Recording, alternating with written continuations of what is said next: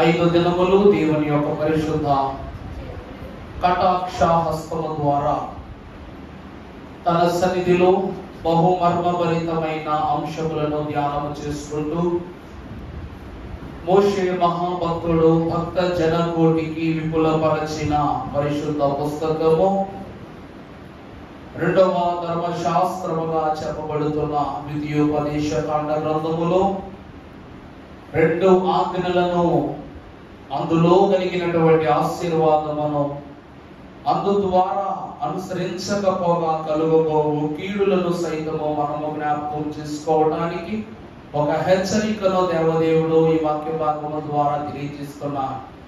ఇప్పటికి 2 ఆజ్ఞలను మనం పూర్తి చేసుకున్నాం. మొదటి ఆజ్ఞ ఏమిటట? నీ దేవుడైన యెహోవాను నేను తప్ప వేరొక దేవుడు నీకు ఉండకూడదు. ఉండడు కాదు, ఉండకూడదు. ఇది మొదటి ఆజ్ఞ. రెండవది ఏమిటట? పైన ఆకాశమునందునే కానీ క్రింది భూమి అందునే కానీ భూమి కిందనున్న నీటిలోనైనను కానీ ఏ ప్రతిమనైనను నువ్వు ఎంచి మొక్కకూడదు అని ప్రభువు సెలవిచ్చారు. దేవుని ప్రియలాగా మీరు బాగా గమనించి చూస్తే ఆజ్ఞలను కూడా దేవదేవుడు ఒక ఆర్డర్ లో తెలియజేస్తూ వచ్చారు. అలాగే మోషే ప్రసంగాన్ని కూడా ఒక ఆర్డర్ లోనే తెలియజేశారు. నీ దేవుడైన యెహోవాను నేనేనని ప్రభువులకు వచ్చి చెప్పి యెహోవా యొక్క అనగా దేవుని యొక్క ఔన్నత్యాన్ని మొదటి ఆజ్ఞలో తెలియజేశారు. రెండవ ఆజ్ఞలో ప్రత్యేకముగా ఆకాశములో పక్షులను అలాగే భూమి మీద జంతువులను స్త్రీ పురుషులను పలు విధములైన జంతువులను ఇక సముద్ర మార్గములో సంచరించు చేపలను తదితర జలచర జీవరాశులను పేరున దేవుడు తెలియజేసి మొక్కకూడదని ప్రత్యేకంగా చెప్పారు.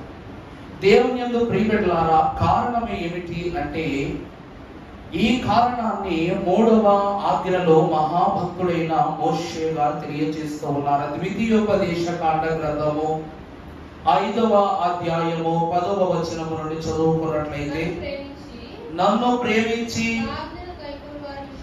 నా ఆజ్ఞలను కైకొను వారి విషయములో 1000 తరముల వరకు కరుణించు వాడను అయ్యున్నాను.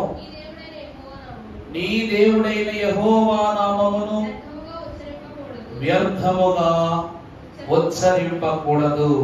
ఇదే 3వ ఆజ్ఞగా కనబడుతూ ఉంది. దేవుని యందు ప్రియబిడ్డలారా, మన దేవుడు దయామయుడు, కృపా సత్య సంపూర్ణుడని చెప్పటానికి ఒక గొప్ప ఉదాహరణ ఏమిటంటే, దీవెనను 1000 తరాలకు ఇచ్చి శాపమును 3-4 తరాలకు మాత్రమే ప్రభు ఇచ్చారు. ఈ లోకమునందు దేవుడిచ్చిన శాపము మానవుడు 3-4 తరాలకు మించి అనుభవించలేడు.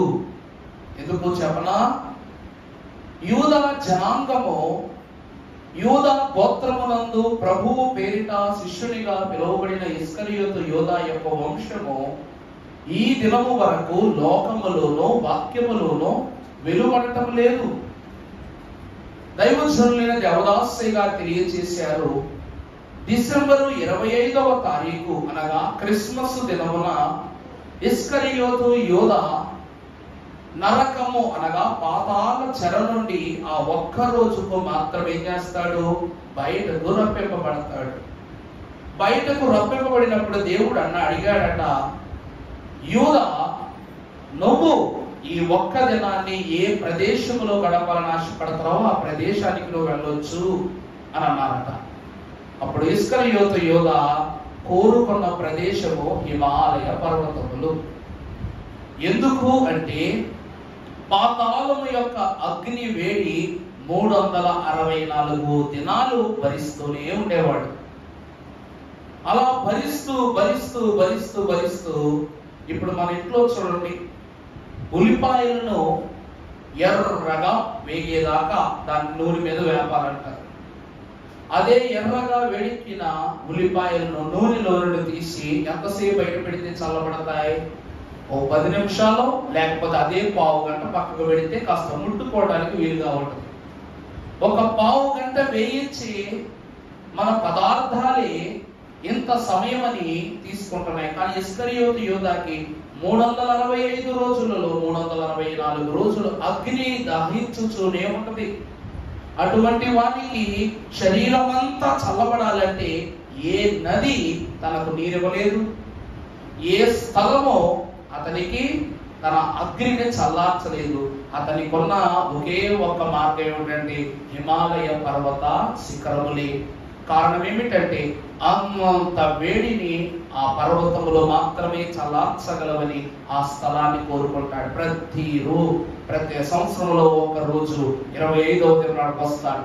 దేవుడు ఆ భాగ్యాన్ని ఇస్కరియోతు యూదాకి ఎందుకు ఇచ్చారో తెలుసా అండి?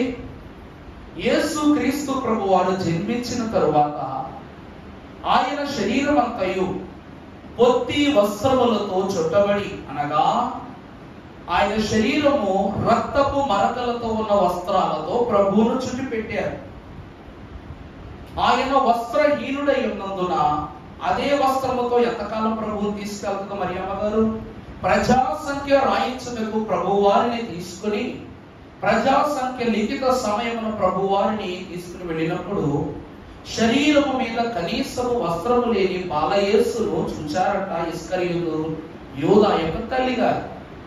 ఆ దినమున ప్రభువు యొక్క పరిస్థితిని గమనించిన ఆ తల్లి ఒక వస్త్రాన్ని ప్రభువుకి ఇచ్చారట, ప్రభువుకు కప్పటానికి ఇచ్చారట. ఆ వస్త్రాన్ని కప్పటమును బట్టి ఆ ఒక్క దినము, అనగా క్రీస్తు ప్రభు వారికి వస్త్రం ఇచ్చి మేలును సంపాదించుకోవడం ద్వారా అతని కుమారుడైన ఇస్కరియోతు యూదాకు దేవుడు ఏమిచ్చాడు? ఆ ఒక్క దినాన్ని స్వాస్థ్యంగా అనుగ్రహింపచేశాడు. దేవుని యందు ప్రియబిడ్డలారా, దేవుని యందు మేలుగా జీవిస్తే 1000 తరాల దీవెన, దేవునిని అనుసరించగా జీవిస్తే తరములు, అనగా 4 తరాల శాపము. ఇక్కడ దేవుని వాక్యములో ఈ 3వ ఆజ్ఞ ప్రత్యేకముగా తెలియజేస్తూ ఉందండి. నీ దేవుడైన యెహోవా నామమును నువ్వు వ్యర్థముగా ఉచ్చరింపకూడదు. దేవుని యందు ప్రియబిడ్డలారా, వాక్యములో గాని నేడు జీవిస్తున్న ఈ లోకములో గాని దేవునిని విసర్జించి దేవుని నామముని వ్యర్థముగా వాడేంత సమర్థులు ఉన్నారా అంటే సాతానుకు కూడా అంత సత్తా లేదు. కానీ దేవుడు ఇంత ప్రత్యేకముగా ఈ మాటలో ధర్మశాస్త్రములో రాయించడానికి గల కారణం ఏమిటంటే తన బిడ్డలే తనను తన నామమును వ్యర్థముగా ఉచ్చరించారు కనుక దేవుడు ప్రత్యేకముగా రాస్తూ ఉన్నారు. ఏమని? వ్యర్థముగా ఆయన నామమును ఉచ్చరింపకూడదు. ఈరోజు ప్రియులారా, మన ఇంటి పేరునో లేక మనకిచ్చినటువంటి పేరును ఎవరైనా తప్పుగా పలికితేనే మనం ఏమైపోతాం? చిరాకు పడతాం. నా పేరు అది కాదు, సరిగా పలకటం నేర్చుకోండి, సరిగా పలకటం నేర్చుకోండి అని మరో మనం తెలియజేస్తూనే ఉంటాం. ఇక్కడ యెహోవా దేవుని యొక్క నామము, అనగా యెహోవా అనే నామము సర్వ సృష్టికి మేలులను దయచేసే నామము. మరి ఆ నామమును వ్యర్థముగా ఉచ్చరించడం ద్వారా ఈ లోకమునకు కలిగే కీడు, ఆ నామమును ఉపయోగకరముగా భావించి మేలుగా భావించి ఉపయోగించడం ద్వారా కలగబోయే తప్పింపబడేటువంటి కీడులను కూడా ఈ దినమున ఈ ఆజ్ఞలో మహాభక్తులైన మోషే గారు బయలుపరిచారు. చదువుమా అధ్యాయములో. నీ దేవుడైన యెహోవా నామమును వ్యర్థముగా ఉచ్చరింపకూడదు. యెహోవా తన నామమును వ్యర్థముగా ఉచ్చరించు వారిని ఎంచరు. నీకు ఆజ్ఞాపించినట్లు విశ్రాంతి దినమును ఆచరించుము. 6 దినములు నీవు కష్టపడి నీ పని అంతయు చేయవలెను. దేవుని యందు ప్రియబిడ్డలారా, ఇక్కడ ప్రత్యేకముగా యెహోవా నామమును వ్యర్థముగా ఉచ్చరింపకూడదు అంటే నువ్వు చేయాల్సిన మొట్టమొదటి పని తెలుసా? ఆరాధనకి క్రమంగా రావటం, ఏర్పాటు చేశాడు.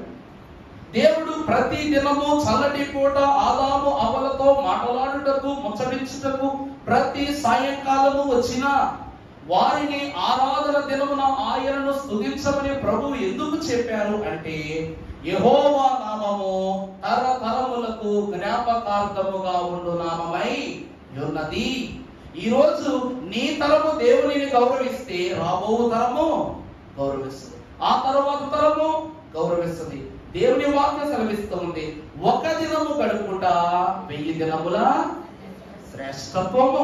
అలాగే దేవునిని యొద్ద నుండి పొందుకునే ఒక్క దీవెన 1000 తరములకు ఇవ్వబడిన దీవెన అయి ఉన్నది. ఇక్కడ ప్రభువు తెలియజేస్తూ ఉన్నారు, యెహోవా నామమును వ్యర్థముగా ఉచ్చరింపకూడదనగా 6 దినములు నీ పనులను నువ్వు చక్కబెట్టుకుని 7వ దినమున తప్పక దేవునిని నువ్వు ఆరాధించవలసిన వారుగా, సేవించవలసిన వారుగా ఉన్నాం.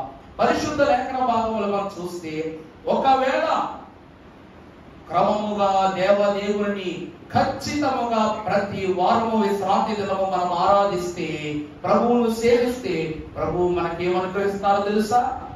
ఏ స్థితిని అనుగ్రహిస్తారో తెలుసా? ప్రకటన గ్రంథము 4వ అధ్యాయము 10వ వచనమును ఒక్కసారి మనం చూసినట్లయితే, ఆ 20 పెద్దలు సింహాసనమునందు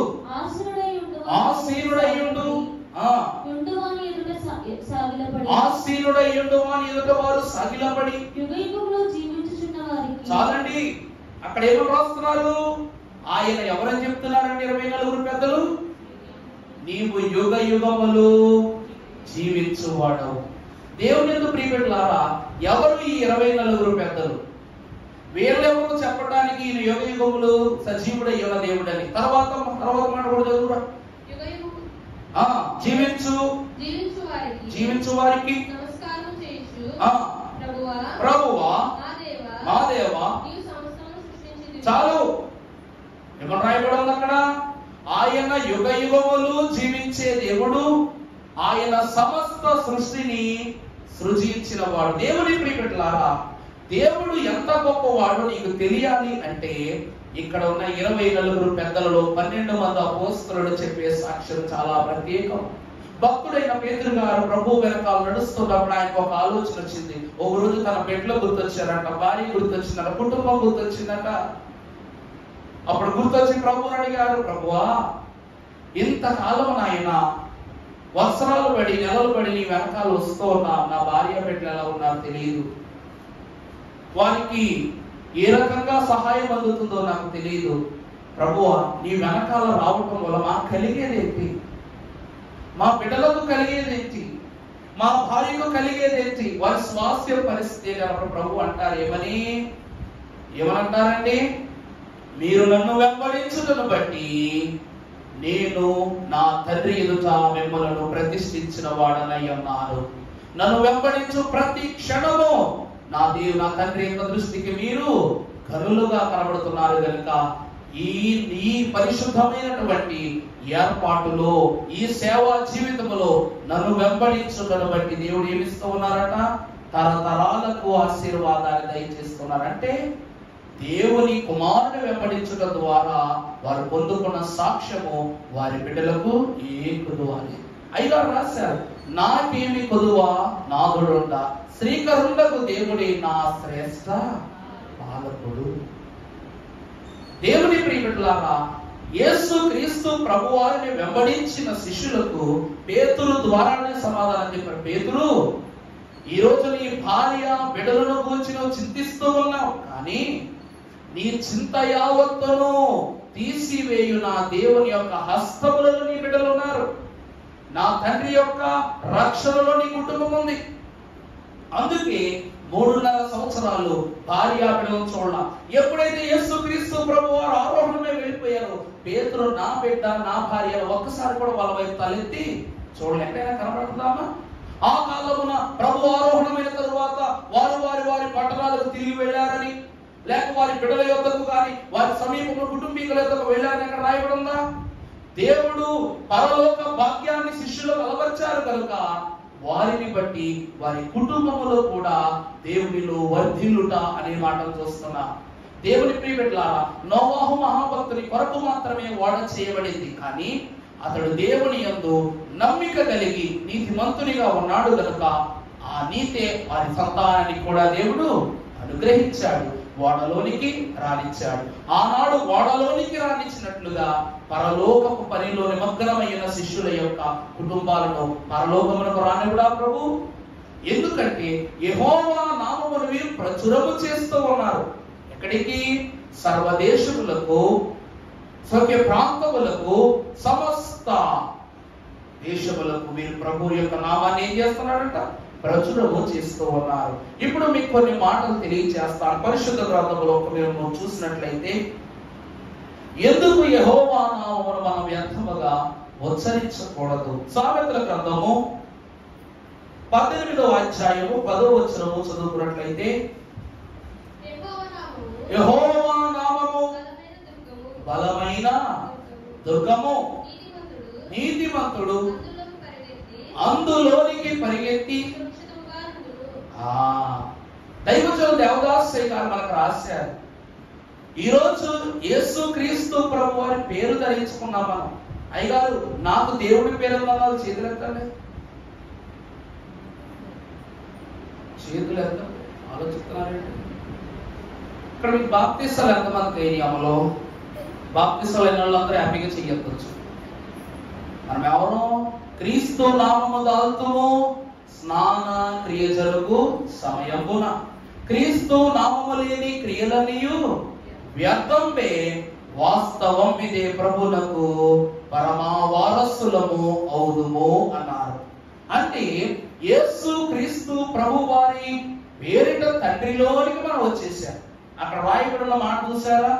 ఆయన నామం, యెహోవా నామము బలమైన దుర్గము, నీతిమంతుడు. మనము చూసారా? క్రీస్తు నామము యొద్దకు పరిగెత్తాం, అనగా బాప్తిస్మము పుచ్చుకొని దేవుని నామము యొద్దకు పరిగెత్తాము కనుక ఆయన నామములో మనకి ఏం కలుగుతుంది? ఏం కలుగుతుంది? సురక్షితము. ఈ రోజు క్రీస్తు నామము చేత చేస్తున్న ప్రతి క్రియలన్నీ వ్యర్థమైపోతున్నాయా, లేకపోతే జయాలను అనుగ్రహిస్తున్నాయా? దేవుని పేరు ధరించడం ద్వారా, ఆయన బలమైన నామము ద్వారా నీకేం కలుగుతోంది? శోధనల నుండి రక్షణ, శ్రమల నుండి రక్షణ, జరగని క్రియల నుండి జయము ప్రభు ఇస్తూ ఉన్నారు. కారణం ఏమిటంటే, నీ పేరును నువ్వే తిట్టుకుంటే, అలాగే నిన్ను నువ్వు తిట్టుకుంటే దేవుడిని తిట్టుకున్నట్టే. నిన్ను వలని పొరుగు వారిని ప్రేమించమంటుందో వాక్యం. యేసు క్రీస్తు ప్రభు బిడ్డగా నువ్వు ఎప్పుడు మారిపోయావో, నువ్వు ఇతరుణ్ణి తిట్టినా దేవుణ్ణి తిట్టినట్టే, నిన్ను తిట్టుకున్నా దేవుణ్ణి తిట్టినట్టే. ఈ విషయంలో కొంతమంది తెలియక బాప్తిస్మం చాలా చులకనగా తీసుకుంటారు. ఒక ప్రాంతంలో 11 సంవత్సరాల పాప ఉందంట. ఆ పాప ఒకరోజు ఇలాగే ఓ పాద్రి గారి దగ్గరికి వచ్చి ప్రార్థనలో కూర్చొని పాద్రి గారి దగ్గరికి వచ్చి, పాస్టర్ గారండి నాకు బాప్తిస్మం ఇవ్వండి అని అడిగిందంట. ఆమె వయస్సులకు చాలా పెద్ద ప్రశ్న అడిగేసరికి ఆ పాస్టర్ గారు ఆశ్చర్యపోయి, తల్లి నీ వయసు ఎంతమ్మా అన్నారట. అనగానే నా వయసు 11 అన్నట. ఎంతండి? 11 ఇయర్స్ అని చెప్పిందంట. 11 సంవత్సరాలకి బాప్తిస్మం ఎవరమ్మా? నీకు యవ్వన వయసు అంటే 18 సంవత్సరాల వయసు వచ్చాక నేను బాప్తిస్మం ఇస్తాను.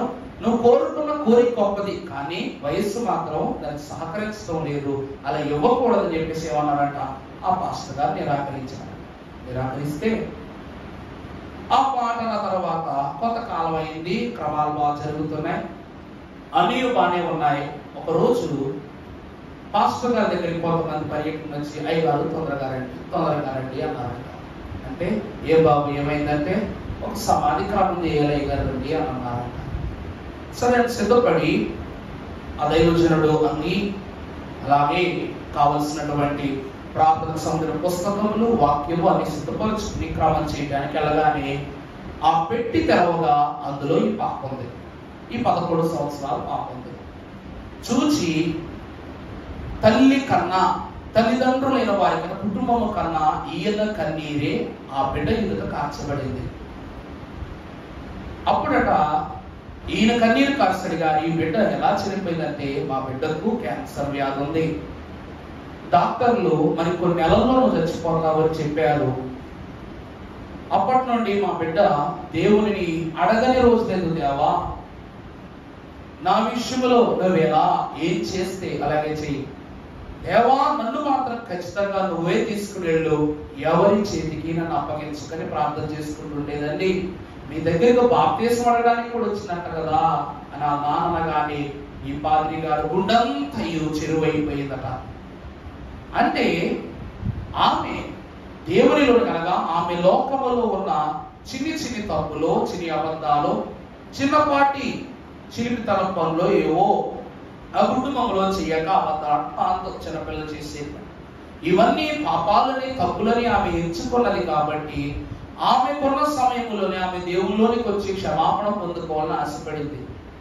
ఆశపడి ఆ బిడ్డట దైవజనుడు అడిగితే ఆమె సమస్య చెప్పలేదు కనుక దైవజనుడు ఏం చేశారు, అంగీకరించాలా. ఆ క్షణం అర్థమైంది, బాప్తిస్మము పొందుకోవడానికి కావలసింది ఆయుధారము, వయస్సు కాదు, ఆశ. ఆత్మ సంఘముతో చెప్పుచున్న మాట చెవిగలవాడు దేవుడే స్వయంగా మీకు తలంపించాడు. ఈ తలంపును ఆమె అంగీకరించి దైవజనుని వద్దకు వచ్చింది. ఆమె వచ్చి అడిగినప్పుడు ఆమె నిర్ణయమే, ఆమె ఆత్మ నిర్ణయమే ఆఖరు.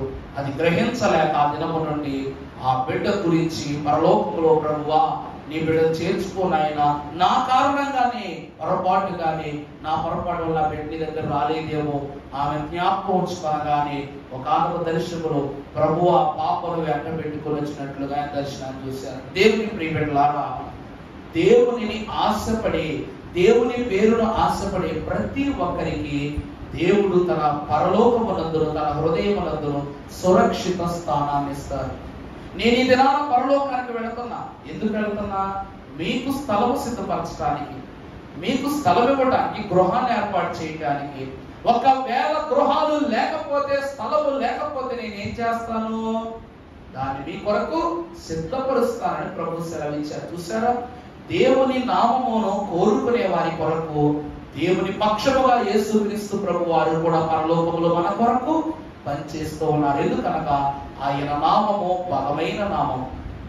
దేవుని ప్రియబిడ్డలారా, పరిశుద్ధ గ్రంథములో కీర్తనల గ్రంథము మనం ఒక్కసారి జ్ఞాపకం చేసుకున్నట్లయితే 136వ అధ్యాయము, యెహోవా దయాళుడు, ఆయనకు కృతజ్ఞతాస్తుతులు చెల్లించుడి, ఆయన కృప నిరంతరము. తరువాత దేవదేవునికి ఆయన కృప, ప్రభువులకు కృతజ్ఞతాస్తుతులు చెల్లించుడి, ఆయన ఒక్కడే మహా ఆశ్చర్య కార్యములు, ఆయన కృప. అధ్యాయమంతా ఆయన కృప నిరంతరము ఉండుననే ఉంటది.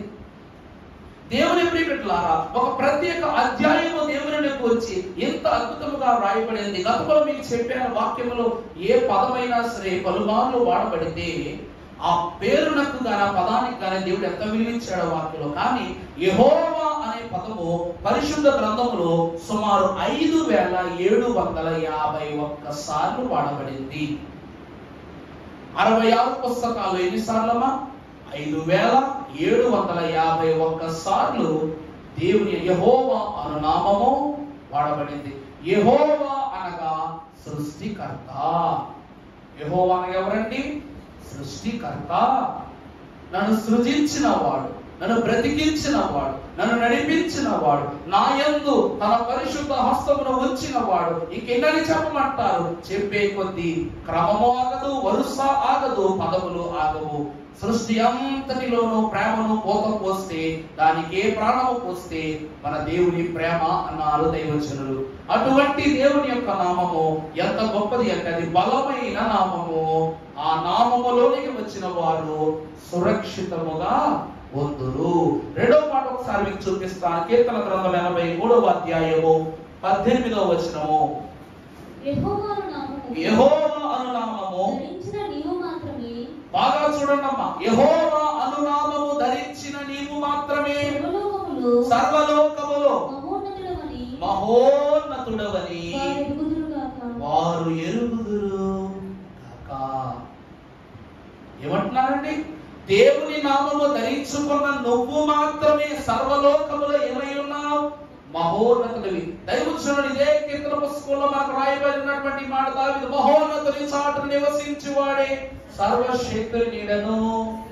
నువ్వు మహోన్నతుని చాటున ఉన్నావు కనుక మహోన్నతుని స్థానాన్ని పొందుకున్నావు. ఏమిటండి? దేవుని నామము ధరించుకున్నవారు మహోన్నతుడని మహాభక్తుడైన దావీదు తెలియజేశారు ఈ కీర్తన పుస్తకంలో. ఆ తరువాత రాబోయే కీర్తనలో ఏమని రాశారు? మహోన్నతుని చాటున నివసించువాడు సర్వశక్తుని నీడను విశ్రమించు. ఆయనే నా కోట, నా కీడము, నా ఆశ్రయము, నన్ను నడిపించునా దేవుడు. యెహోవా అనగా నీకు మహోన్నతమైన స్థితిని అనుగ్రహించినవాడు. అర్థమైన నామలో అంటే ఆయన నామము బలమైనది. అందుకే యేసుని నామములో అన్ని బాధలు పోవును, దుష్టాత్మలు పారిపోవును, శోధనలో నెమ్మదించును అన్న పాట ఉంటుంది. అంతే కదా? యేసుని నామములో మన బాధలు పోవును, దుష్టాత్మలు పారిపోవును, శోధనలో నెమ్మదించును, దుష్టాత్మలు పారిపోవును, శోధనలో నెమ్మదించును. ఆ నామము నీకెంత బలమైన ఆశ్రయదుర్గముగా ఉన్నదో తెలియజేస్తున్నారు. మరి అంత బలమైన నామాన్ని నువ్వు వ్యర్థముగా ఉచ్చరిస్తే బలమైన వాడవు కాస్త నువ్వేమైపోతావు? బలహీనుడు అయిపోతావు. కాబట్టి ఆయన నామాన్ని వ్యర్థముగా ఉచ్చరించవద్దని భక్తులు తెలియజేస్తూ ఉన్నారు. ఇక రెండవదిగా మనము చూసినప్పుడు పరిశుద్ధ గ్రంథములో నుండి నిర్గమకాండ గ్రంథము 3వ అధ్యాయము 15వ వచనము చదువుకున్నట్లయితే, మరియు దేవుడు మోషేతో ఇట్లనెను, నీ పితరుల దేవుడైన యెహోవా అనగా అబ్రహాము దేవుడు, ఇస్సాకు దేవుడు, యాకోబు దేవుడు నీ యొద్దకు నన్ను పంపెనని తరువాత నిరంతరము నా నామము ఇదే, ఇది నా జ్ఞాపకార్థ నామము. దేవుని ప్రియబిడ్డలారా, యెహోవా నామము ఏ నామము?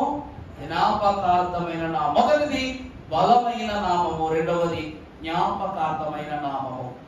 ఈరోజు దేవుని ప్రియబిడ్డలారా, అబ్రహాము దేవుడిగా చెప్పబడిన ప్రభువు, ఇస్సాకు దేవునిగా చెప్పబడిన ప్రభువు, యాకోబు దేవునిగా చెప్పబడిన ప్రభువు ఈ రోజు ఆఖరి ఇశ్రాయేలీయులు బ్రతికున్నంత వరకు ఆయన పేరు వినబడుతూనే ఉంటది, వినబడుతూనే ఉంటది. కారణం ఏమిటి అంటే ఆయన నిరంతరము, ఆయన నామము మారదు. ఇలా చెబుతున్నానని ఎవరు బయట వారికి వినపడకపోయినా ఒక మాటగా చెబుతున్నాను. ఈ లోకములో రకరకాల పేర్లున్న దేవుళ్ళు ఉన్నారు, రకరకాల పేర్లు. కానీ మన దేవుని నామము మారిందా? ఆయన యుగ యుగాలకు యెహోవాయే, తరతరాలకు యెహోవాయే. జ్ఞాపకార్థముగా మనకు నిలిచియుండు దేవుడైన యెహోవాని ప్రభు యొక్క వాక్యం తెలియజేస్తూ ఉన్నది.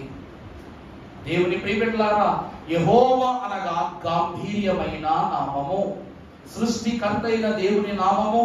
అది ఉచ్చరింప సఖ్యము కానిది, గంభీర్యమైనది, రోషము గలదని మహాభక్తులు తెలియజేస్తూ ఉన్నారు. ఇక్కడ రెండవదిగా భక్తుడైన జ్ఞాపకార్థమైన నామము. భక్తుడైన యూదా, ఇస్కరియోతు యూదా పాపమునకు తన చెయ్యిని అందించాడు కాబట్టి, పాపానికి తన సహాయతను తెలియజేశాడు కాబట్టి, తన సహకారాన్ని సొమ్ము రూపముగానో సమాచార రూపముగానో అందించాడు కాబట్టి తన తరానికి యెహోవా జ్ఞాపకార్థ నామము లేకుండా చేసేశారు ప్రభు.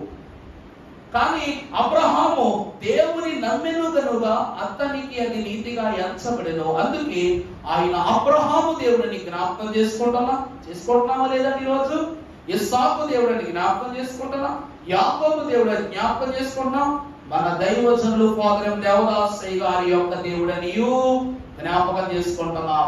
ఈ రోజు మన దేవుడనియు మనం ఏం చేస్తున్నాం? జ్ఞాపకం చేసుకుంటున్నాం. దైవజనులైన దేవదాసయ్య గారు అద్భుతమైనటువంటి చరణం రాశారు, తెలుసా? ఆకాశము విరిగి పాడినాను, ఆకాశ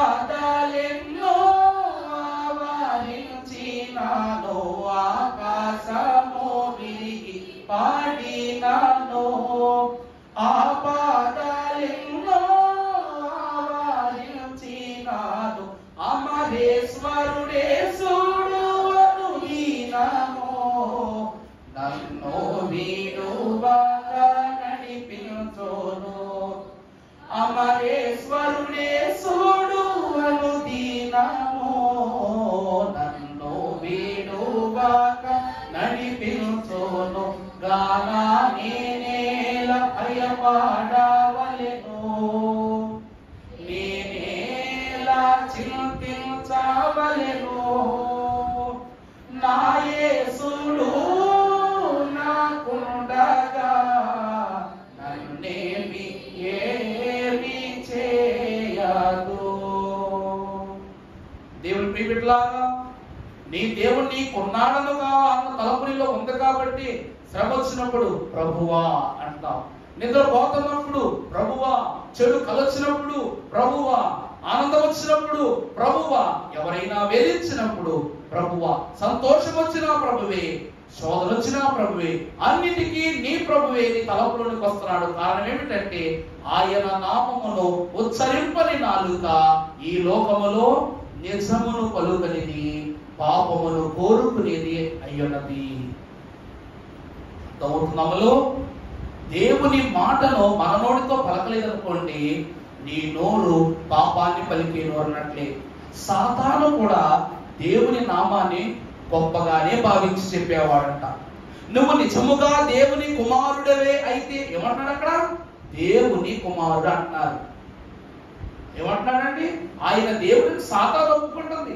ఆ కాలంలో కాకాని స్వస్తిశాల్లో ఒక దెయ్యము పట్టిన ఆమెను తీసుకుని వచ్చారంట. తీసుకుని వస్తే సైతాను ఎదిరింపుల ప్రార్థన జరుగుతూ ఉన్నప్పుడు ఆమె లేచి పరిగెట్టుకుని వెళ్ళిపోతున్నప్పుడు ఆమెను తీసుకుని వచ్చి ప్రార్థన చేస్తూ ఉంటే ఇప్పుడు అక్కడ అయ్యగారులు అన్నారంట ఆమెతో, ఏమైంది నీకు అని చెప్పేసానంటే, నేను ఇక్కడ ఉండలేకపోతున్నాను, నన్ను విడిచిపెట్టండి, నాకు దారి ఇవ్వండి, నేను వెళ్ళిపోతాను గొడవ పెట్టిందంట. గొడవ పెడితే అప్పుడు అయ్యగారిని అడిగారంట, ఎందుకు వెళ్ళిపోతున్నావు అని అంటే, దేవుని అగ్ని నన్ను రగుల చేయుటకు ఈ స్థలమునకు వచ్చింది, అందులో పడి బూడిద కాగలుగుటకు నేను శక్తి లేనిదానను, నన్ను విడిచిపెట్టండి, నేను వెళ్ళిపోతాను అని భయపడ్డా. అంటే దేవుని యొక్క శక్తి బైబిల్ మిషన్ కాన్సెప్షన్లో ఉన్నదని దెయ్యాలేరు దూరేసి చూపించాయి. దేవుని యందు ప్రియబిడ్డలారా, అంటే సాతాను దయ్యాలు కూడా సంఘ కార్యములకు ఏమై ఉన్నాయి? సాధనములై ఉన్నవని దేవుజనులు కీర్తన పుస్తకంలో ఆ పాటగా రాసి పెట్టారు.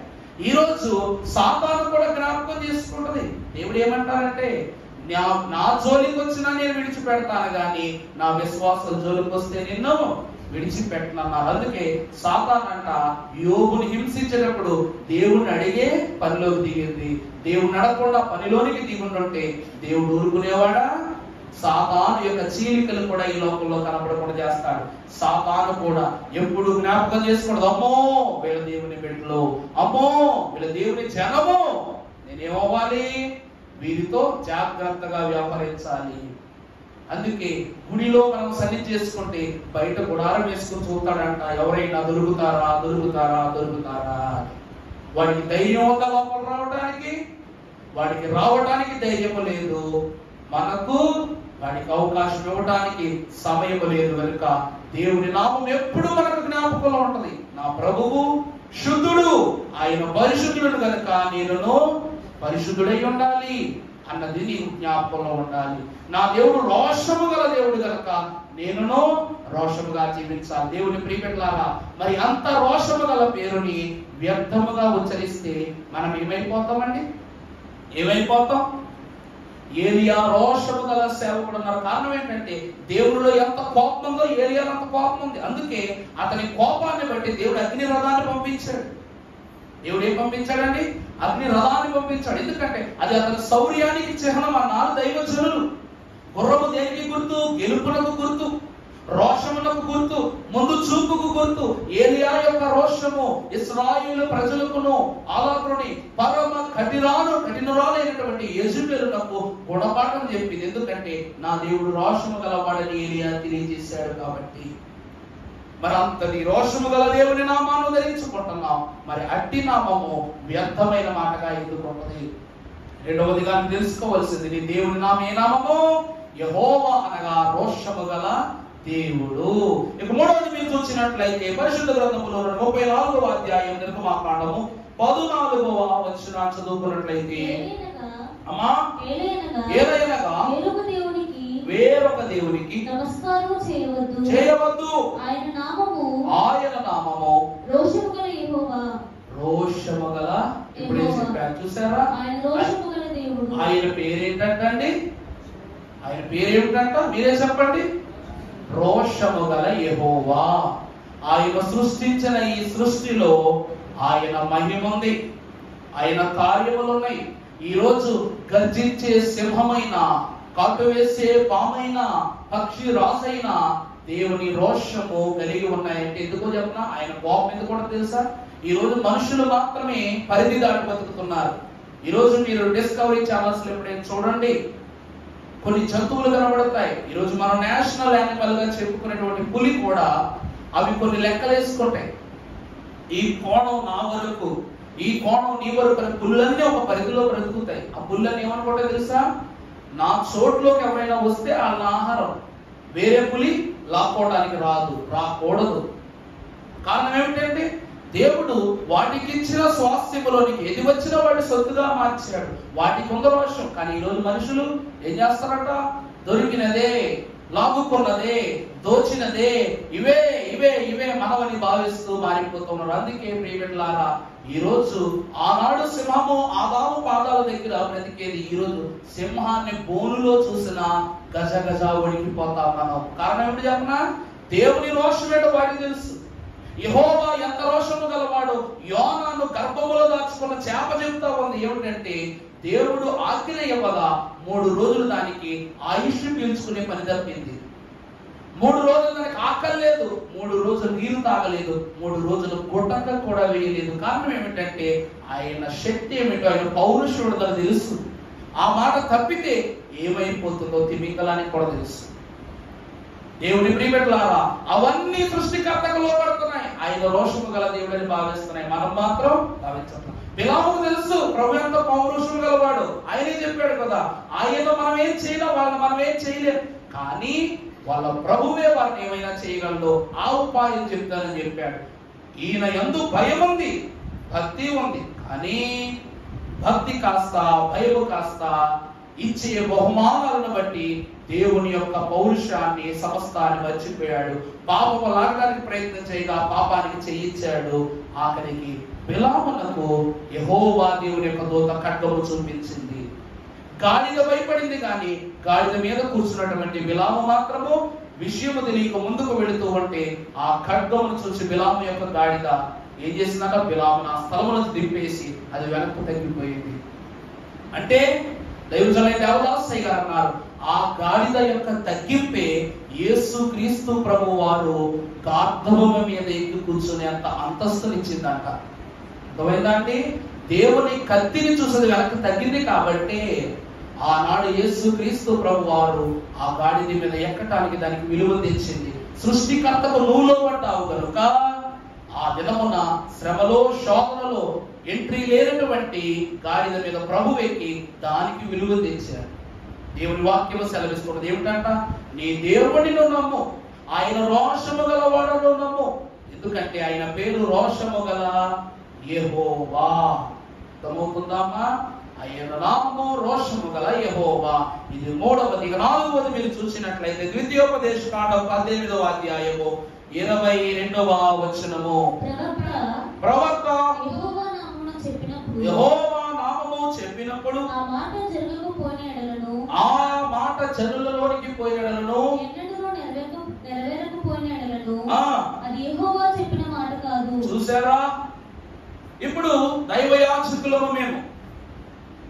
ఈరోజు గత వారం కాక పై వారం ఆఖరి సోమవారం వెళ్ళినప్పుడు కిరణ్ బాబాయ్ గారు కార్యక్రమం ముగింపు ప్రార్థనకు ముందు వర్షాన్ని గురించి ప్రార్థన చేశారు.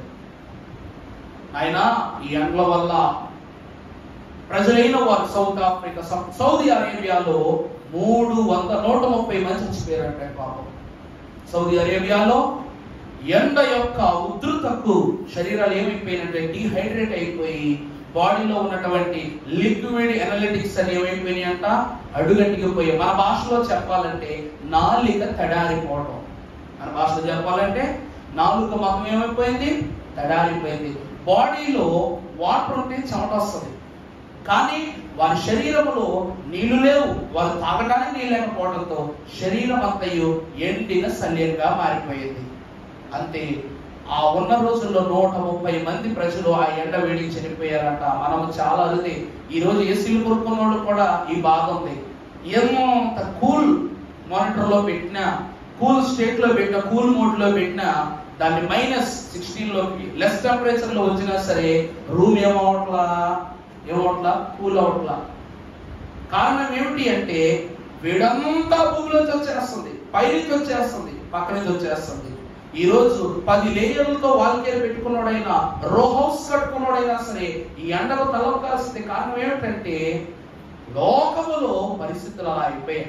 ఆ రోజు అయ్యగారు ప్రార్థన చేయించారు. దైవజనుడు దేవదాస్ అయ్య గారు ప్రార్థనల యొక్క ప్రార్థనా మంజరి పుస్తకములో ఒక ప్రార్థన, వర్షముల కొరకు ప్రార్థన అనేటువంటి పుస్తకముల నుండి 3 దైవజనులు నిలువబెట్టి వర్షాలు తొందరగా పడాలి ప్రభువా, ఈ శ్రమలో నుండి బయటకు రావడం ప్రార్థన చేయించారు. ఆ రోజు మేము సాయంకాలం బయలుదేరుతుంటే కాకతోల శిశులో వర్షం వచ్చింది. కారణం ఏమిటంటే ఇక్కడ చెప్పబడిన మాటలో ప్రవక్తలైన వారు చెప్పే దేవుని మాటలు ఏవైతే చెబుతున్నారో ఆ మాట నెరవేరని ఎడల అది దేవుడు చెప్పిన మాట కాదు. దైవజనుడే దేవదాస్ గారు ప్రభువు చెప్తేనే ఈ పుస్తకాలు రాశారు, ప్రభువు అందిస్తేనే ఈ పుస్తకాలు మనకు అందించారు. ప్రభువు ఈ అనుభవాలు తెలియజేయడం ద్వారానే వారు గొప్ప వాక్యోక్తిని మనకు బయలుపరిచిన వారై ఉన్నారు. ఈ క్రమాలను ప్రార్థనా పూర్వకముగా మనము అనుసరించాము కనుకే ఈ రోజు దేవుడు ఎంత ఉన్నత స్థితిని మనకు కనపరుస్తున్నాడు. ఒకవేళ నోటికి వచ్చింది, నోటికి నచ్చింది, ఎలా అంటే అలా ప్రార్థన చేసేస్తే ఏం రాదు, ప్రార్థన సరిగా రాదు, కార్యము జరగబోదు. ఒక చోట 15,000 మందికి వీలుగా ఉండే మీటింగ్ ఒక దైవజనుడు పెట్టి అది వర్షాల ప్రార్థన పెట్టాడంట పేరు. నేను ఎప్పుడో ఒకసారి చూశాను, సేవలో రాకముందే గోడ మీద పోస్టర్ ఇచ్చారన్నమాట, వర్షాల కొరకు ప్రార్థన. 3 రోజులు ప్రభువుతో అంట. 3 రోజులు ఏంటి ప్రభువుతో అంట. ఇంకొక మహానుభావుడు అంటాడు, యేసుతో ఒక రాత్రి. అంటే మిగిలిన రాత్రులు ఏం చేస్తుంటాడు, ముసిద్దరు పడుకుంటాడా? యేసుతో ఒక రాత్రి 3 రోజులు ప్రభువుతో పెట్టి ఏంటి అని కింద రైతులైన వారికి వర్షాలు లేని కారణాన వర్షాల కొరకు ప్రార్థన. 3 రోజులు కేవలం రైతులే రావాలంట. పెట్టాడు ప్రార్థన. పాపం ఇవన్నీ నమ్మేసి పాపం వాళ్ళు ఏం చేశారు, గొడుగులట్టు వచ్చారంట. పాపం వర్షంలో తెచ్చిపోతాను గొడుగులు తెచ్చుకున్నారంట. ఈయన అరిశాడు ప్రార్థన చేశాడు, ఎరగజేసేసాడు కానీ 3 రోజులు వర్షం రాలేదు. ఈయన అరుతున్నప్పుడు కనీసం ఈ తడారిపోతేమో గొంతని ఎవరు మంచినీళ్ళు బాటిల్ కూడా తీసుకొచ్చి ఇవ్వలేదంట. 3 రోజులు అయిపోయిన తర్వాత కష్టపడి గొడుగులు పోసుకొచ్చిన వాళ్ళు వెళ్ళిపోయారు, కష్టపడి మీటింగ్ పెట్టిన వాళ్ళు డబ్బులు తీసుకుని వెళ్ళిపోయారు, ఎవరు సామాన్లు సరుకులు వెళ్ళిపోయారు. ఇది నేను ప్రార్థన అవహేళన చేసే మాట కాదమ్మా. దేవుడు ఏమైనా తెలియజేశారా నువ్వు 3 రోజులే ప్రార్థన చేయమని? ఏలియా ఒక్కసారి ప్రార్థన చేశాడు, 3.5 సంవత్సరాలు వర్షం ఆగిపోయింది. మళ్ళా ఒక్కసారి ప్రార్థన చేశాడు, ఆకాశం వర్షాన్ని ఇచ్చింది. ప్రార్థనలో పవిత్రత ఉండాలి, ప్రార్థనలో దైవ సంకల్పం ఉండాలి. ప్రభువు చెప్తే ప్రార్థన చేశాడు కానీ ఇష్టానుసారం ప్రార్థన చేయలేదమ్మా. యేసుక్రీస్తు ప్రభు ఆయన శక్తితో సృష్టిని అంతటిని ఒక్క క్షణం ఆపేయగలరు, గంట సేపు ఆపేయగలరు, రోజు ఆపేయగలరు, సంవత్సరం ఆపేయగలరు. కానీ తండ్రి మాటకు లోబడి తండ్రి చిత్తము జరిగించుటకే ఆయన ప్రార్థనా విధులను నెరవేర్చి ఉన్నారని తెలియజేస్తున్నా. దైవజనులైన దేవదాస్ గారు అన్నారు, నీవు ప్రార్థిస్తే రక్షణ తప్పదు, అలాగే పాపము చేస్తే శిక్ష తప్పదు అన్నారు. స్వకీయ వేదన కోసం ఒకవేళ వర్షం పడింది అనుకో ఏం జరుగుతుంది అక్కడ? ఏం జరుగుతుంది? ఈ 15,000 మంది నెక్స్ట్ మీటింగ్ లో 30,000 మంది అవుతారు. ఈ రోజు వారి తరము బ్రతుకుట కోసం ఏర్పాటు చేసే సభలో ఘనతను వీళ్ళు పొందుకోవాలనుకుంటున్నారు కానీ అందులో దైవ మహిమ ఎక్కడ కనబడతా ఉంది? అది నిజము కాదు. కాబట్టి ఆకాశము తన వర్షమునివ్వలేదు, దేవుడు ఆయన హస్తమును చాపలేదు. దేవుని ప్రియమిత్రులారా, గృహములో ప్రార్థన చేసినా చాలు నీతిగా ప్రార్థన చేయాలనుకుంటే వాళ్ళు గొడుగులు పెట్టుకున్న స్థలానికి రావాల్సిన అవసరం. ఎందుకు అంటే నీ దేవుని మాట నీ నోట వస్తే అది నెరవేర్పు, నీ స్వకీయమైన మాట నీ నోట వస్తే అది అబద్ధం, అపరాధం కూడా. అందుకే దేవుని మాటను యథావిధిగా ప్రవక్తలు తెలియచేస్తారు. ఆ మాట నెరవేరుతుంది ఖచ్చితంగా దేవుని మాటే, నెరవేరకపోతే అది దేవుని మాట కాదు. ఒక వచనాన్ని మీకు చూపిస్తాను పరిశుద్ధ గ్రంథంలో నుండి. కీర్తనల గ్రంథము 99వ అధ్యాయము 3వ వచనం. భయంకరమైన ఈ గొప్ప నామమును వారు స్తుతించెదరు. యెహోవా పరిశుద్ధుడు,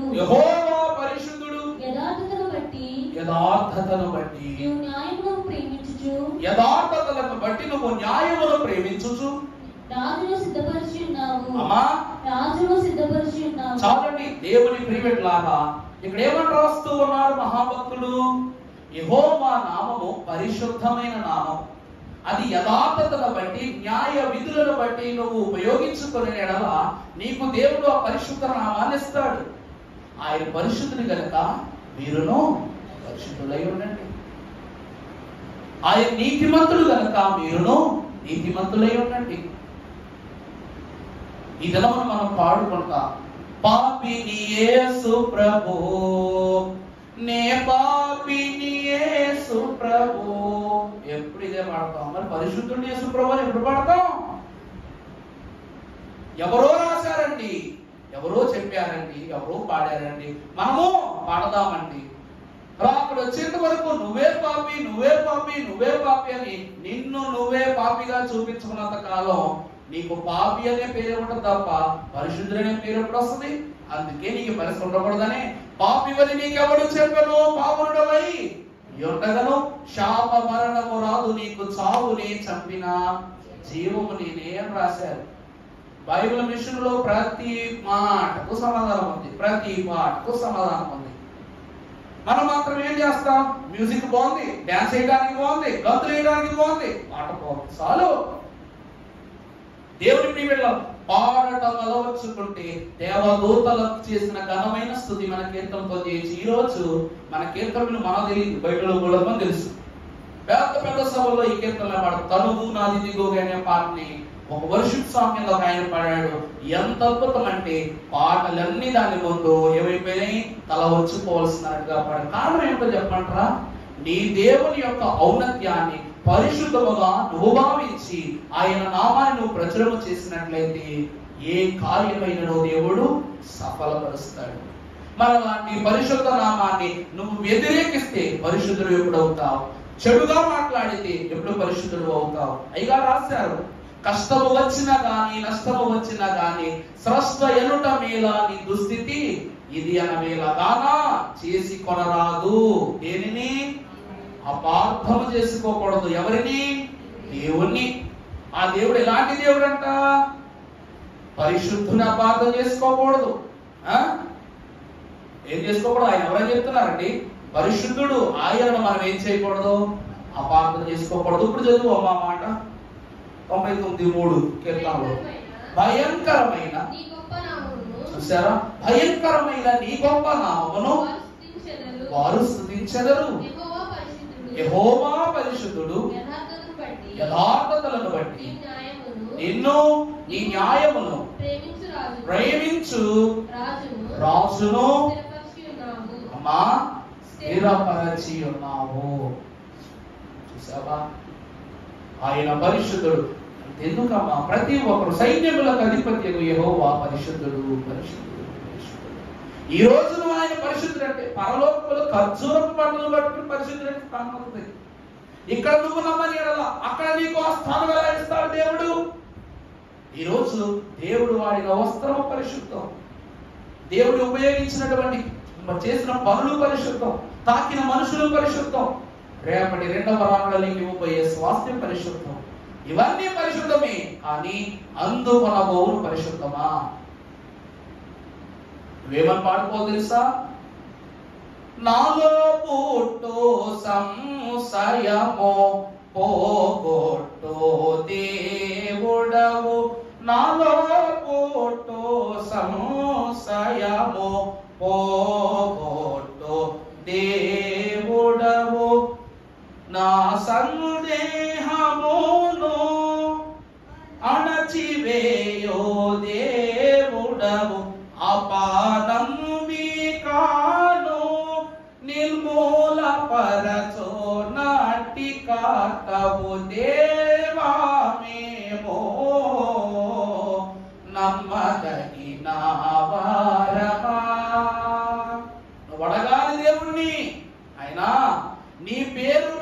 జనులు మానక ప్రార్థించినప్పుడు వారి మొరను ఆలకించుట నిమిత్తము నేను పరలోకము నుండి వారి మనవులను విని వారి కొరకు నేను ఏర్పరచినటువంటి సమాధానమును నేను వారికి ఇచ్చేదన్నాడు ప్రభు. మనమెవరము ఆయన పేరు పెట్టబడిన జనులము. ఇది దేవుని యొక్క పరిశుద్ధత. ఇంకా ప్రభు యొక్క నామాన్ని మనం చూస్తే 111వ దావీదు కీర్తన 3వ వచనము, ఆయన కార్యములు మహిమ ప్రభావములు గలది, ఆయన నీతి నిత్యము నిలకడగా ఉండును, ఆయన తన ఆశ్చర్య కార్యములకు ఏమి ఇచ్చి ఉన్నారు. చదువుమా. యెహోవా దయాదాక్షిణ్య పూర్ణుడు, తన యందు భయభక్తులు గల వారికి. అమ్మా 3 ఎంత చదువుతున్నావు? డౌట్ వచ్చింది నాకు. సూర్యోదయం మొదలుకొని సూర్యాస్తమం వరకు యెహోవా నామము చాలండి. ఇది దేవుని నామములో మనము చూడవలసిన ప్రాముఖ్యమైనది. ఒక మనిషి కంట సూర్యోదయం టైంలో కోపం వస్తే సూర్యాస్తమైన టైంకి ఏమైపోవాలి? ఆ కోపము పోవాలి. కోపము పోవాలి అంటే నువ్వేం చేయాలి? సూర్యోదయం నుండి సూర్యాస్తమము వరకు నీ దేవుని నామమును స్తుతించాలి. వంట చేసుకునేటప్పుడు దేవుని మాట రావాలి నోట. ఒక దైవజనులు ఉన్నారు. ఆయన ఏం చేస్తారంటే, ఆయన భార్య ఆయన వంట చేసేటప్పుడంట గ్యాస్ పైప్ ఆన్ చేసేటప్పుడు ప్రార్థన చేస్తారంట. సిలిండర్ తిప్పేటప్పుడు స్టవ్ ఆన్ చేసేటప్పుడు ప్రార్థన చేస్తారంట. మళ్ళా స్టవ్ పిల్లల చేత ఆఫ్ చేసేటప్పుడు కూడా ప్రార్థన చేస్తారంట. అంటే క్షణము ప్రార్థన చేస్తున్నారు. కారణం ఏమిటి అంటే, ఏదో అయిపోతుందో ఏదో అయిపోతుందో అన్న భయంతో కాదు. వారు ప్రార్థన చేసేది ఎందుకనగా, ముందు రాబో శ్రమల నుండి నా దేవుడు నన్ను తప్పించినట్లు వారు ముందే వారి ప్రార్థనా పూర్వకమైన స్తుతులను దేవునికి వెల్లడి చేస్తూ ఉన్నారు. ఈ రోజు మనము చూసినట్లయితే దానియేలు కూడా తెలియదు తాను ఒక రోజు దేవుడిని ప్రార్థించడం వల్లనే సింహాల బోన్లో పడతాడని. షడ్రకు మేషకు అబేద్నెగోలకు తెలియదు. ఒకానొక దినము మనము విగ్రహానికి మొక్కవలసి వస్తుంది. మొక్కవలసి వచ్చినప్పుడు మనము మొక్కని ఎడల అగ్నిగుండంలో పడతామని. ఇవన్నీ శ్రమలు వారికి వస్తాయని తెలియదు. కానీ వచ్చే సమయమునకు ముందే వీరు ప్రార్థనలతో దేవుని హృదయమును ఆకర్షించి దేవునిని మహిమపరుచుకొని దేవుని స్తుతించి దేవుని హృదయములో స్థానము సంపాదించుకొని ఏమయ్యారంట? ధైర్యముగా శక్తిగా రాబోయే శ్రమలను ఎదుర్కొన్నారు. ఇక్కడ దానియేలు గొప్పోడు కాదు, షడ్రకు మేషకు అబేద్నెగోలు గొప్పోడు కాదు. వాళ్ళు చేసిన ప్రార్థన గొప్పది. ఎందుకంటే దానియేలు అనే మాటకు అర్థం ఏమిటనగా శౌర్యవంతుడు, దేవుడే నాకు రక్షణ. ఈ షడ్రకు మేషకు అబేద్నెగోలను ముగ్గురిని కాపాడటానికి 4వ వ్యక్తిగా దేవుడు ఎందుకు వచ్చాడు అంటే, వారికి నమ్మకం ఉంది. ఈ అగ్నికి భయపడితే రానున్న దినములో నరకాగ్నిలో నేనేమైపోవాలి? ఈ అగ్నిలో పడితే క్షణంలో చచ్చిపోతాను, బూడిదైపోతాను క్షణంలో. కానీ రాకడ తరువాత మిగిలిపోయినప్పుడు నరకాగ్నిలో నువ్వు పడ్డప్పుడు ఆ అగ్ని ఆరదు, పురుగుగా ఉన్న నువ్వు చావు. ఆ భయం వాళ్ళకు ఉంది కాబట్టి దేవుని స్తుతిస్తున్నారు. ఈ రోజు మనము కూడా దేవుని నామాన్ని వ్యర్థముగా చెరపక నిత్యము స్తుతించే వారమైన. ఆఖరిగా ఒక మాట చూపించిన వాక్యాన్ని ముగిస్తాను. మలాకీ గ్రంథము 3వ అధ్యాయము 16వ వచనము. అప్పుడు యెహోవా యందు ఒకరితో ఒకరు మాట్లాడుకొనుచుండగా ఆలకించారు. చూసారా దేవుని బిడ్డలారా? యెహోవా నామమున మనము ప్రార్థించినప్పుడు ఆయన నామం ఎటువంటిదో చూడండి. ప్రభు ఏమన్నారు? నా పేరిట నా తండ్రిని ఏది అడిగిననో మీకు దయచేస్తారు. ఇక్కడ యెహోవా పేరిట ప్రార్థించిన వారందరికీ దేవుడు ఏమిస్తారంట? చదువుమా. అప్పుడు యెహోవా యందు భయభక్తులు గలవారు అవును చెవి యొగ్గి ఆలకించు. తరువాత మరియు యెహోవా యందు భయభక్తులు కలిగి స్మరించుచుండు వారికి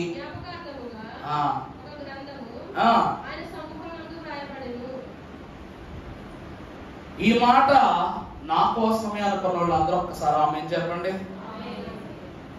దేవుని స్మరించుకొను ఆయన నామమును ఘనపరుస్తూ ఆయన యందు జీవించుచున్న వారికి ఆయన సముఖమున నిన్ను గూర్చి ఒక గ్రంథము వ్రాయబడును. దీనిని జీవ గ్రంథ లిఖిత మహిమ స్థానము అన్నారు మహాభక్తులు. ఆయన సముఖమున నీవు చేసిన విధులను గురించి దేవుడు ఏమి రాయిస్తారు? ఒక గ్రంథమును రాయిస్తారు. ఈరోజు భక్తులైన వారి పేరు మీద ఈ పరిశుద్ధ గ్రంథంలో స్థానం ఉంది. ఉందా లేదా? యోదా, మత్తయి, యోహాను, లూకా, మార్కు, పౌలు చెప్పడానికి లెక్కలేనంత స్థితిలో ఎంతో మంది భక్తులున్నా వీరు మాత్రమే ఈ రోజు చెప్పబడుతున్నారు, మాట్లాడుకోబడుతున్నారు, వివరింపబడుతున్నారు, విస్తరింపబడుతున్నారు. వారు పరలోకంలో ఉన్నారు కానీ భూలోకములో తండ్రిని బట్టి వారు ఏమవుతున్నారు? మన చేత చదవబడుతున్నారు. ఒకవేళ దేవునిని స్మరిస్తూ దేవుని ఆజ్ఞలు గైకొంటూ దేవుని నిమిత్తమును ముందుకు సాగితే నీ పేరు మీద కూడా పుస్తకం ఉంటుందమ్మా. అర్థమైందా అండి? నీ పేరు మీద కూడా పుస్తకం. ఎందుకంటే జీవము గల దేవుడు జీవ గ్రంథమునందు నిన్ను గూర్చి రాయిస్తాడు. నీ పేరు ఉంటుందా లేదా జీవ గ్రంథంలో? మరుగైన మన్నా తినిపిస్తాను, తెల్లని రాతినిస్తాను, జీవ గ్రంథములో నేను వారి పేరుని లెక్కింప చేస్తానని దేవుని వాక్యం సెలవిస్తూ ఉంది. అంటే దేవుని నామాన్ని వ్యర్థముగా ఉపయోగించకుండా శ్రేష్టముగా భావించి ముందుకు కొనసాగి ఆయన నామస్మరణ చేసిన వారికి దేవుని జీవ గ్రంథములో పేరును స్థానాన్ని దేవుడు దయచేస్తారు. ఆఖరి వచనము మనము గమనించుకున్నప్పుడు కీర్తనల గ్రంథము యోహాను సువార్త 12వ అధ్యాయము 28వ వచనం నుండి ఒక్కసారి చదువుకున్నట్లయితే, తండ్రి నీ నామము కనపరుచుబడునని చెప్పాను, అంతటా నేను దానిని. ఇప్పుడు ఇక్కడ స్వయముగా దేవదేవుడైన యెహోవా ఏమంటున్నారు? ఆయన నామమును ఘనపరచండి అని చెప్తున్నారు. అప్పుడు తన ప్రజలు ఏం చేశారంట? ఆయన పేరును మహిమపరిచారు. తర్వాత చదువుమా. నేను దానిని మహిమపరచితిని మరలా. ఇక్కడ ఎన్నిసార్లు మహిమపరచబడింది? ప్రభు చెప్పగా మహిమపరిచాం, తర్వాత మరలా నేను దానిని. ఎందుకో చెప్పనా? పైనున్న తండ్రిని మహిమపరిచారు, కిందున్న కుమారుని కూడా మహిమపరిచారు. ఈయన పేరిట ఆయనను ఏది అడిగినను తండ్రి దయచేస్తారు. అందుకే తండ్రి పరిశుద్ధుడు, కుమారుడు పరిశుద్ధుడు, పరిశుద్ధాత్ముడు పరిశుద్ధుడు. అంటే కుమారుడు ఆ సమయంలో పరిశుద్ధాత్మ వీరి మీదకి రాలేదు కాబట్టి వీరి ఇద్దరిని మహిమపరుస్తున్నారు. ఒకరు కుమారుడును, ఒకరు తండ్రి. ఇద్దరి నామములు మహిమపరచబడ్డాయి. తర్వాత చదవండి. అని మరి యొక్క శబ్దము వచ్చెను. కాబట్టి అమ్మా అక్కడ నిలిచి ఉండిన వినిన జన సమూహము మరికొందరు దేవదూత ఒకడు ఆయనతో మాట్లాడెను అనెను. అందుకు యేసు ఈ శబ్దము. చూసారా ప్రభు ఏమంటున్నారు? ఈ శబ్దం నా కోసం రాలేదు. ఎవరి కోసం వచ్చింది? మీ కొరకే. చూపుడు చదవమ్మా. ఇప్పుడు ఈ లోకమునకు తీర్పు జరుగుతూ ఉన్నది. ఇప్పుడు ఈ లోకాధికారి బయటకు త్రోసివేయబడును. చదవమ్మా. నేను భూమి మీద ఉండి నా యొద్దకు ఆకర్షించుకొందురు అని చెప్పాను. ఆఖరి మాట ఎంత ప్రత్యేకం అంటే, నేను భూమి మీద నుండి పైకెత్తబడిన ఎడల అందరినీ నా యొద్దకు. కారణం ఏమిటో చెప్పమంటారా? దైవజనులైన దేవదాసయ్య గారు అన్నారు, క్రీస్తును ఆకర్షించిన వారే తండ్రిని ఆకర్షించగలరు. అందుకే ప్రభువా, మన ప్రభు అయిన యేసుక్రీస్తు ప్రభు శిష్యులు అడిగారు, తండ్రిని ఆకర్షించాలంటే ఎలా, తండ్రి మా మనవులు వినాలంటే ఎలా అని అడిగినప్పుడు యేసు ప్రభు వారు అంటారు, పరలోకమునందున్న మా తండ్రి నీ నామము. అంటే అప్పటి వరకు పరలోకములో నీ తండ్రి మాత్రమే ఉన్నారు. ఎప్పుడైతే యేసుక్రీస్తు ప్రభువును ఆయనను మేము ఎలా ఆకర్షించాలని అడిగినప్పుడు క్రీస్తు ప్రభు ఆ తండ్రి నామాన్ని ఎవరికి ఇచ్చేసారంట? శిష్యులు కొనగా తన స్వకీయ జనమును అనుగ్రహించారు. అప్పుడు క్రీస్తును బట్టి మనకేమైపోయింది? చనువుగా మారిపోయింది. ఇక్కడ ప్రభు అంటున్నారు, ఈయన భూమి మీద ఉన్నప్పుడు నేను పైకి వెళ్ళుచుండగా, నేను ఎగిరి వెళ్ళుచున్నప్పుడు ఎవరు నా యందు ఆకర్షింపబడుదురో వారిని నేను నాతో తీసుకుని వెళ్ళిపోతా. ఇదంతా దేని వల్ల జరిగిందంటారు? దేని వల్ల జరిగిందంటారు? చదవండి, 28వ వచనం చదవండి. అందులోదే తండ్రి నామము మహిమపరచుమని చెప్పెను. అంతటా నేను దానిని మహిమపరచుతిని మరలా అని ఒక శబ్దము ఆకాశము నుండి. అందుకు యేసు, ఈ శబ్దము నా కొరకు రాలేదు, మీ కొరకే. చాలు. ప్రభు అంటున్నారు, నేను నా తండ్రి ఊరికినే పంపిస్తే రాలా, మీకోసం పంపించారు కాబట్టి నేను వచ్చాను. ఆయన పేరు మీకోసమే పంపారు. ఆయన శిలువ రక్తము ద్వారా శుద్ధి చేయబడవలనే క్రమము ఆయన చెప్తేనే జరిగింది. ఇదంతా ఎందుకు జరిగింది అంటే మీరు పాపమును విడిచి పరిశుద్ధతలో ఆకర్షింపబడాలని. ఈ లోకములో నరపుత్రుడా అనే మాట నీ నుండి తీసివేసి నవపుత్రుడా అనే మాటను నీకివ్వటానికి నా తండ్రి నీ వద్దకు పంపించారు. యెహోవా అనే నామము ఆకర్షించే నామము. ఈ భూమి మీద ఎవరైనా చూడండి, బాప్తిసం ఇచ్చే ఎంత గొప్ప దైవజనుడైనా, ఎంత హోలీ ప్రీస్ట్ అయినా, ప్రపంచంలో ఎవరివన్ అయినా ఎవరికి యెహోవా అని పేరు పెట్టు. ఎప్పుడైనా అన్నారా?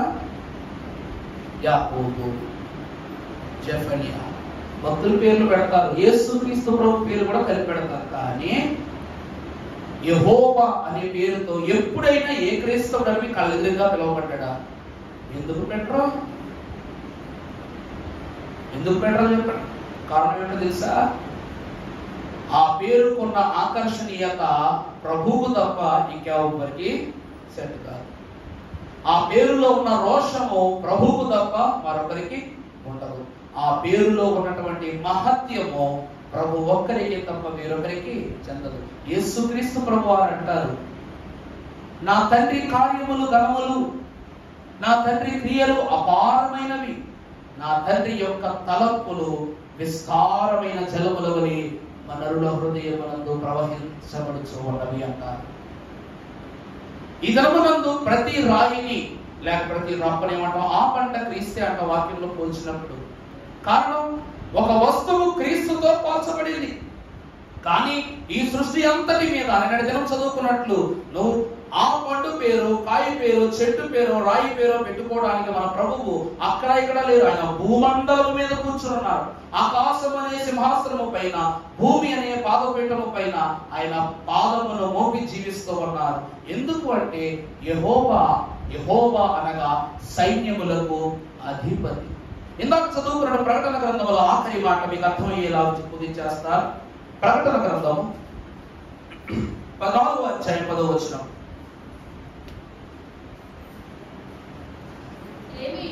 ఏలియు 4 కదమ్మా. ప్రకటన గ్రంథం 4వ అధ్యాయం. ఆ 24 పెద్దలు సింహాసనమునందు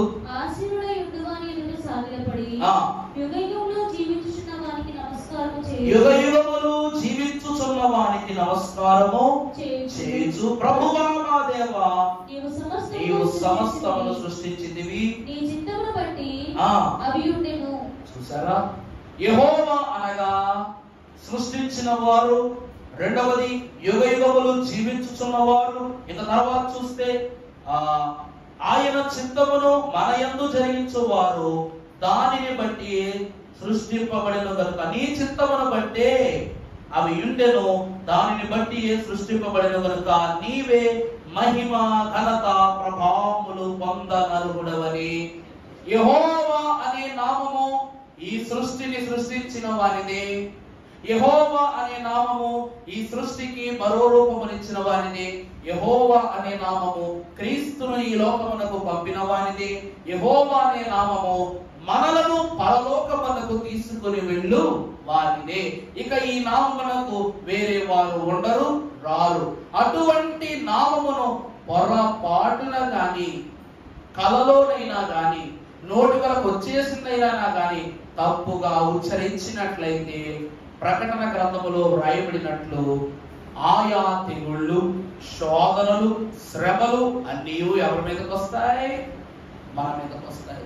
దేవుడు చెప్పిన 10 ఆజ్ఞలను గైకొనటం ఎంత ప్రత్యేకమో దేవుని వాక్యలు ఈ 3 వాక్యలు తెలియజేస్తున్నది కనుక దేవుని యందు ఆకర్షింపబడిన మనమే దేవునికి విరోధముగా అపవాది ఎన్నో శోధనలు పెడుతుంటాడు.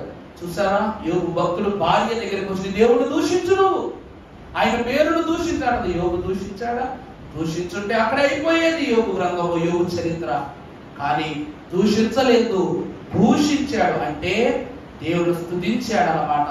అందువలన యోబు ఘనతలో 2 ఆశీర్వాదాన్ని పొందుకున్నాడు. సాతాను కూడా ఒక్కసారి నువ్వు అన్ని తీసేసుకో, నిన్ను దూషిస్తాడు, ఖచ్చితంగా దూషిస్తాడని అన్నాడు. కానీ దేవునికి తెలుసు తన బిడ్డలు తను ఎంత ప్రేమిస్తున్నారు, తన నామానికి ఎంత విలువిస్తున్నారు. ఈ రోజు మన అమ్మ నాన్నలు తిరిగితే మనం ఊరుకుంటామా? మన అమ్మ నాన్నల జోలికి వస్తేనే ఎవరు ఊరుకో, ఎంత పౌరుషం వస్తుందో. అలాంటిది రోషము కలిగిన దేవుని బిడ్డలము.